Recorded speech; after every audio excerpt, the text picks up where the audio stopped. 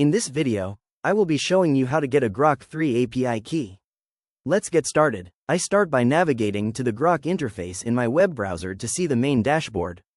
To find the developer options, I open a new tab and search for Console XAI on Google. The first result is the official XAI console and developer tools page, so I click on it to proceed. This redirects me directly into my personalized XAI developer dashboard.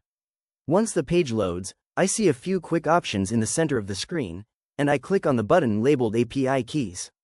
This takes me to my API Keys management area, where any existing keys would be listed. To generate a brand new key for my projects, I navigate up to the top right and click on the Create API Key button. A small configuration window pops up on my screen, asking for a name. I click inside the name input field, clear out any default placeholder text, and type in sample as the identifier for this specific key. With the name set, I look down and click the Create API Key button at the bottom of the window. A new confirmation window instantly updates, stating that my API key is ready. Right underneath that message, the full generated key is clearly visible on the screen. To copy it safely to my clipboard, I move my cursor over and click the Copy API Key button. A brief indicator pops up to confirm it has been successfully copied. Now that I have saved the key securely, I click Done to close out the window. My dashboard updates, showing the new key active in my list. With the key secured, I switch back to my main Grok tab to test it out.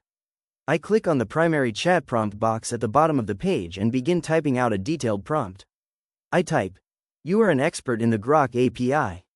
Provide accurate up-to-date guidance, code examples, and troubleshooting based on the latest Grok API documentation." After double-checking the text for accuracy, I hit the Send button to submit the query.